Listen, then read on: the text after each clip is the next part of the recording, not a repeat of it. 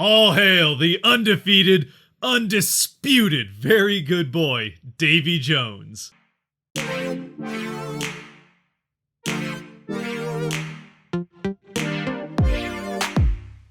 What's cracking, everybody, and welcome back to Kraken R&R, once again for another Seattle Kraken win, making it 2 now in a row. And for the Kraken, it's a 3-2 win over the San Jose Sharks in regulation, which is their first regulation win since the last time they played these Sharks back in San Jose. And of course, most importantly, this does also mean that the Kraken are now 2-0 in the Davy Jones era. A couple of other notes before we jump right into the game. For one, unfortunately, Jamie Alexiak is out of this one as he's out sick. Fortunately, it's not COVID. He has already been on and off the COVID list once this season in December. It's some kind of other illness, and I guess at this point he's just day-to-day. We'll have to see whether or not he can come back for tomorrow night's game, but with it being a back-to-back, again, that's somewhat up in the air at this point. And taking his spot in the lineup would be Will Borgen, as Hayden Fleury continues to sit on the bench for the Kraken, not having had a chance to play now for quite a while. And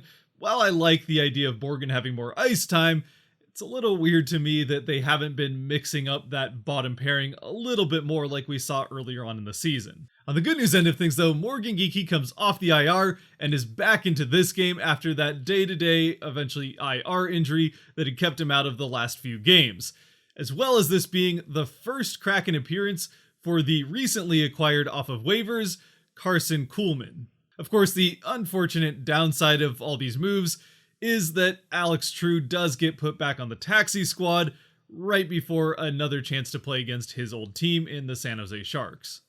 Jumping now into the game itself, it's the Sharks who get the early pressure off on the Kraken, and although Seattle is eventually able to get possession of the puck with a chance to get it out of their defensive zone, Wennberg makes an ill-advised pass through the slot that gets intercepted. Dunn can't quite get a defensive stick on it, and a pass later, the puck is into the back of the net off of Hertl's stick,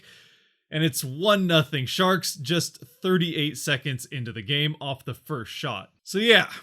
didn't get off to an ideal start. And then, just seconds later off the ensuing faceoff, the Sharks get another grade A scoring chance off on Grubauer, though this one, thankfully, he is able to come up with. And as the first period goes on, although the Kraken are somehow able to keep the shots relatively even, the flow of the game is pretty clearly all Sharks throughout the first period. And that even stays true through the Kraken getting the first power play of the game late in the first period, where they're really never even able to get set up in the offensive zone, and the power play is killed off by the Sharks without the Kraken even getting a shot off on goal. And really, even in spite of a late push by the Kraken in the last minute or two of the period, honestly, I think they're just lucky to get out of this first period down just 1-0, especially considering just before that power play that they failed to do anything on, they almost gave up another tap-in opportunity, this one for Carlson, and ultimately getting a bit lucky that he puts it off the post and into the back of Grubauer, who is able to handle it and prevent the rebound from getting back out in front. It is at least a little bit better of a start to the second period for the Kraken, at least at first anyway. I mean, they don't give up a goal in the first minute, so that's certainly an improvement, but about 4 minutes into the second, a series of sloppy plays around their own net does lead to another prime scoring opportunity for the Sharks that Grubauer really has to use his head to make the save on. I mean, literally, he has to use his head to make the save. Then, going back the other way, it's the Sharks' turn to make the defensive blunder as somehow Appleton draws the attention of all 5 Sharks players, gets the pass up to the blue line to Gio, who gets it across to a wide open Soucy, all alone on his own side of the ice. He bobbles it first, but gets control, takes the shot, and scores to get the Kraken on the board and tie this game up at 1. And again, this whole play that leads to that Soucy goal is born from the type of defensive blunder from the Sharks that Kraken fans were all too used to seeing our team make early on in the season, where the entire defense gets sucked over to one side of the ice where the puck is, completely leaving a player all alone on the other side of the ice, who eventually ends up with the puck, all the time and space in the world to pick his spot, take the shot, and beat the goaltender. Of course, in this case, it also helps that Shan was screening in front of the net, but again, this is just not the type of situation you want to be putting your goaltender in. Though this time, happily, it does work out in Seattle's favor. The goal, though, not only ties up a game that, again, up until this point, the Sharks had completely controlled, but it also immediately flips the momentum right into Seattle's favor as they are pressing hard for a second goal right away, getting chance after chance after chance on the San Jose net, but just can't get that second goal to go, and eventually Karlsson is able to clear it. All the way down right to Meyer on the blue line, and he's on a breakaway. Fantastic. Grubauer, though, comes up with the big glove save on the shot from the same guy that just put 5 goals on the Kings in a single game. Actually, in the first 2 periods of a single game against the Kings. And also keeps this game tied, at least for the time being. And I say for the time being because right back the other way, it's Appleton to Donato on a 2-on-1 breakaway again after having just scored on one of these a game ago against Chicago. This time it's Appleton with the puck. He takes the shot, it's saved, but rebounds out to the other side where Donato's crashing, and he puts it in to give the Kraken the 2-1 lead. At least, right up until it's challenged for offside, and sure enough, Appleton pauses for a second, crossing the blue line, which puts Donato offside, and the goal comes back off the board. Fiddlesticks.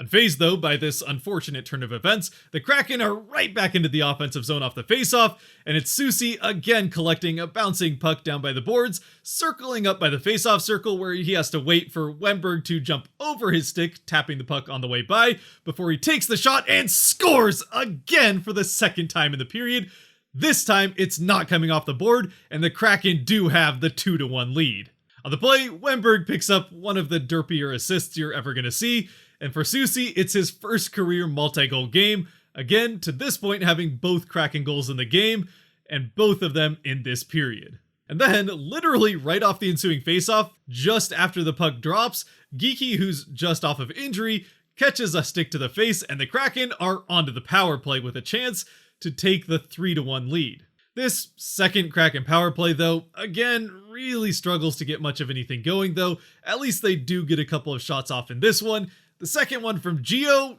does go off of the post and into the back of Hill, who's able to keep it out in a somewhat similar fashion to what Grubauer was able to do in the first on that chance from Karlsson. On the play, though, which comes in the last few seconds of the Seattle power play, the Sharks get called for another penalty, and Seattle is going to get 7 seconds of 5-on-3 time, which really isn't much of a chance to do anything, but it does give the Kraken back-to-back power plays, and unfortunately, again, this third power play really doesn't lead to much of anything either. The Kraken do get a couple of chances, though their best one is thwarted by McCann's stick breaking as he goes for the shot. And then finally, as we get into the last few minutes of a second period that really has been dominated by the Kraken ever since that first Soucy goal, a big hit is laid on Gio, which pretty quickly leads to a heated exchange of words and fists as Gio, with his helmet off in all of his bald glory, takes a seemingly reluctant Fasca to the ice very quickly, while Gord and Soucy have little scraps on either side of their own. And by the time the dust settles, it's the Sharks who are going to the power play. Obviously, there's the traded fighting calls, but Soucy is the extra Kraken going to the box on what ends up being a cross-checking call that came before the whole scrum started. On the Sharks' power play, Seattle is able to kill this one off, although more accurately, I would say Grubauer and the 2 pipes on either side of him are the ones that kill it off, as Grubauer comes up with a couple of pretty big saves, as well as the Sharks putting 2 off of the pipes behind Grubauer. Still though, after the power play and then a couple of big saves, one at either end of the ice, we do get to the end of the second period with the score still Soucy 2, Sharks 1. Annoyingly, the third starts much like the first 2 periods, with another high-danger scoring chance for the Sharks, and a shot from the slot. Fortunately, this time it's blocked in front as Lauzon is able to deflect it high off of his stick. Then, shortly after this, there's a very late slashing call on Soucy that sends him to the box for the second time in this game, so it's 2 goals and 2 trips to the box for him already. And for the Sharks, another chance on the power play, which, in this third period, would end up becoming a theme. This Sharks power play, though, the Kraken are able to kill off with relative ease, really doing a good job of limiting chances, with pretty much the only good one being on a 2-on-1 rush right at the end of the power play that they are able to come up with the save on. A couple minutes later, at the other end of the ice, a Gio shot from the blue line is deflected in front by Yarncroke, but it sails high of the net and ends up behind it, where Geeky picks it up, shovels it back out front for your boy Callie, who buries the second chance to give the Kraken the 3-1 lead. It is a beauty of a backhand pass from Geeky from behind the net that makes this goal happen, and for the Kraken, it turns out to be a very, very needed insurance point that they end up getting on this one, as the rest of the third period, oh boy. It doesn't take too much longer before the Sharks are on another power play. This time, it's Lauzon to the box, and for the Kraken, it ends up being one too many power plays to give up, as the Sharks are able to score on this one just a few seconds into it. To bring the score to within one, it's now 3-2 Kraken, and certainly this one isn't feeling as safe as it did just a couple minutes ago. And speaking of not feeling safe, hold your butts, because apparently the Kraken have decided they want a second chance on the penalty kill after having given up the power play goal to the Sharks, as just seconds after that goal goes in, the Kraken are going right back to the penalty kill, and it's once again Lauzon who's headed to the box. Remember how I said this was going to turn into a theme in the third period? Yeah, we're not even done by a long shot. I guess the Kraken are able to redeem themselves a little bit for that power play goal that they led up to the Sharks by successfully killing off this following Sharks power play, though as this following Sharks power play ends, the Kraken are caught for too many men on the ice and are going right back to another penalty kill. So yeah, basically 3 back-to-back-to-back power plays for the Sharks. Somehow, the Kraken are once again able to kill off this third Sharks power play in a row and fourth of just the third period. And I guess practice makes perfect, as admittedly this is their best penalty kill of the night, though it doesn't end up being their last one, with, again, already 4 in the period. Finally, though, we do get back to 5-on-5 as the barrage of Sharks power plays does come to an end. At least temporarily anyway. But back on 5-on-5, it's the Kraken who take back control of the game and get the next few chances off on net, trying to get that insurance goal back. And they get one very good chance when Eberle goes across the face of Hill to McCann, who passes it all the way back across to Eberle, who has a basically wide open net as Hill was pulled over to McCann's side. Unfortunately, Eberle's shot on that open net is blocked in front off of the skate of a jumping Gord who was trying to get out of the way, but it does deflect off of his skate into the back of Hill, who's able to freeze the puck and keep the Kraken from getting that fourth goal. Eventually though, with 90 seconds left, Hill does get pulled and the Kraken get that fourth goal on the empty net. Just kidding. The Kraken send the Sharks to another power play, so instead of it being 6-on-5 for the last minute of the game, it's now 6-on-4. Again, fortunately for the Kraken, there's just a minute left for them to kill off, but it is a 2-man advantage, even with an empty net, that the Sharks have to try to get this game tied and send it to overtime. Mercifully though, the Kraken are able to survive it at the expense of the lifespan of pretty much their entire fan base, but still, they do hold on to win this one 3-2 and get the regulation win for the second straight win for the Kraken, as they try to look for that elusive third win in a row for the first time in franchise history tomorrow night in the second part of the back-to-back against the St. Louis Blues. So in the end with this game, honestly, if the season was going different for Seattle than how it has gone, maybe they're 23-12 at this point rather than the other way around, this is probably the type of win that you wouldn't quite feel as good about, especially considering how it happened and how the first and third period end up going, with that first period again being one that the Kraken were lucky to escape with just a 1-goal deficit, and the third period, well, you can't be giving up 5 power plays to the opposing team in a single period all that often and expecting it to go as well as it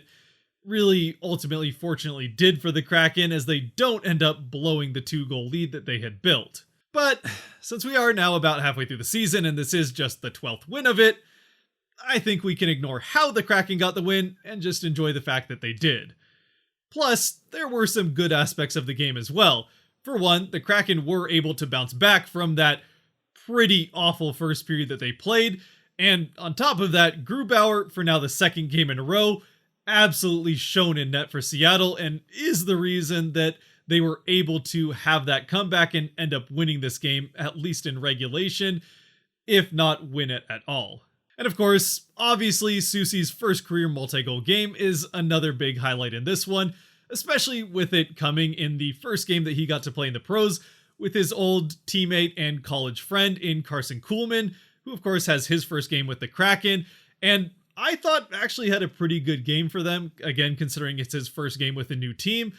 He doesn't really end up making a huge difference in the game, but he did have flashes of showing that aggressive forechecking speed that he's kind of developed a bit of a reputation for, and importantly that the Kraken have really been missing since Tanev went down with the injury that has him out for the rest of the season. Now, Carson is no Tanev,